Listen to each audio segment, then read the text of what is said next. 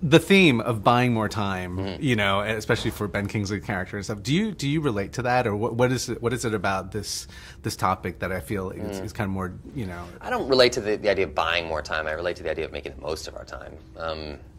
You know, that's easy for me to say in my 30s, you know, but I guess, you know, if you're in your 80s or 90s and you have a long list of regrets piling up, you probably want to have more time to sort of rectify that. But yeah, I think for a lot of people there's a wish fulfillment element to that, and I think that's what's intriguing about the movie is that I think we've all asked ourselves at one time or another, what if I could, you know, I could buy more time? What if I could live forever? What if I could have one more trip around? You know. What is it about? Because I noticed that you do enjoy stories that are maybe not traditional, like, you know, like a little bit. There's a bit of like a sci-fi twist or some kind of twist that's not, you know, linear. You know, what we consider like basic storytelling. Yeah, and sure. so, what is it about these things that like appeal to you?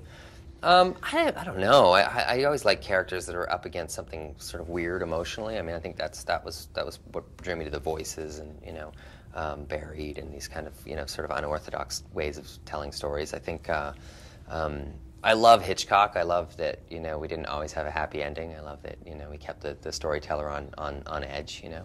When he came out with the movie, we really didn't know what to expect, and I love that. I love things that involve impossibility, you know. When you look at a movie like Hitchcock's Lifeboat, you think, how are they going to set this whole movie in a boat?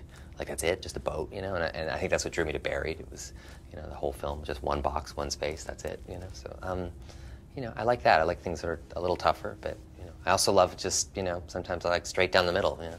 It's kind of amazing how, you know, because Tarsem as a director, we've seen his previous work, and it's extremely fantastical, and the visuals are insane, and yet here's a film that he's extremely restrained. And so what's it like to work with a filmmaker who, you know, who you've seen his previous work, but now he's trying something different?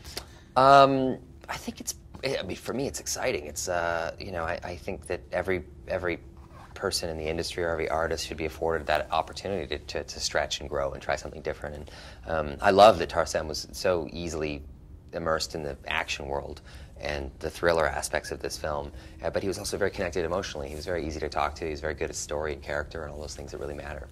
This film is also about regret and kind of making up for, you know, lost time and kind of making good of stuff that maybe you've done wrong. And so what was it like to kind of play that in a film like this?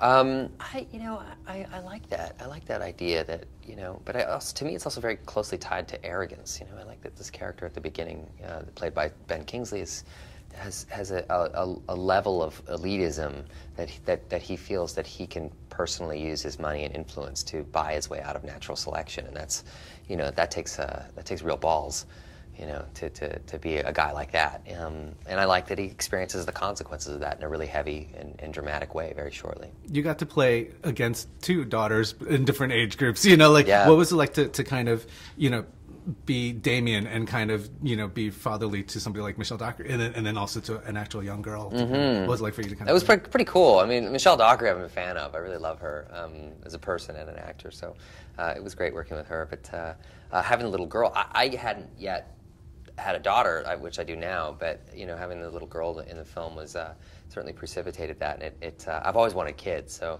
I relate to them very easily. I enjoy them, and we had a lot of fun, you know. With kids, the trick is always just to really make sure they're very, very comfortable on set, because as soon as it starts getting tense and weird, you know, it's an adult world, and, you know, it can be pretty intimidating for them. So, you know, you try to make them as comfortable as possible, and make sure they're focusing on you, not the lights and the shiny cameras and all that stuff around. Were you bummed that you didn't have any real scenes with Ben? I mean, Sir Ben? Yeah. Was that, what was it like to kind of talk to him? Yeah, well, I was a little bit bummed. We only have one scene together, and you know, neither of us are really speaking in the scene, so... but it was nice to hang out with him. I mean, he's a legend. He's really, truly one of the most gifted actors I've ever met, and I loved working with him. I loved just being around him, you know, even if it's only the lunch line. A lot of this film is set, you know, Tarsem even said it's like 20 minutes into the future, and so what is it about that kind of, that allows us to, as an audience, to kind of really be rooted in this reality, even though it's not a reality? Yeah. Yeah, you know, I think it's Tarsem is very good at world building, and that's what you have to do here. I think you have to kind of create a world where this kind of science and this kind of expectation is kind of par for the course. But at the same time, it's actually not that far-fetched. It's the science behind this stuff. This idea of transferring a consciousness is actually quite compelling, and it's scarily close to fruition. It's something that they will probably in our lifetime very easily achieve, and I'm terrified of it. To be able to play two people in one body, what were your kind of personal kind of notes that you gave to yourself? Like, were there affectations that Damien had that the other person, you know? So, and when did they kind of show up throughout well, it's tough because there's a duality happening. There's a battle between these two consciousnesses inside this one mind, and so you really have to kind of be aware of both in every scene. And physically, he's Mark, but emotionally and in every other way, he's Damien. Were there any things that you kind of played with that maybe like I don't know, like a facial tic or like anything that you I wish I had that opportunity. Ben shot most of his stuff well after I'd wrapped and been gone. So I didn't ever get to see, it would have been nice, but that's just the function of filmmaking. I didn't ever get to see what he was doing with the character until after the movie was done. New Orleans is another major character in this film. What was it like to shoot down there? Because it gets really hot, and it probably, you know, so to run around and kind of do... I love it. It's my 5th movie I've shot there. It's like a home away from home at this point. I'm so into New Orleans. My wife and I both love it. It's a place that we could easily live one day. Yeah, it's hot as hell, especially the summertime, but it's worth it with the food and the culture and the people. And I got to ask about Deadpool because I know it wrapped, and so are you? I know the fans are super excited about it. So even from your side, like, are you going to fulfill the fan wish, you know, to kind of make the film that people really want to see on screen? Yeah, I know we did that. I think, you know, the biggest concern is to make sure that the uninitiated understand the movie. The fanboys are going to get everything they want and more and more and more.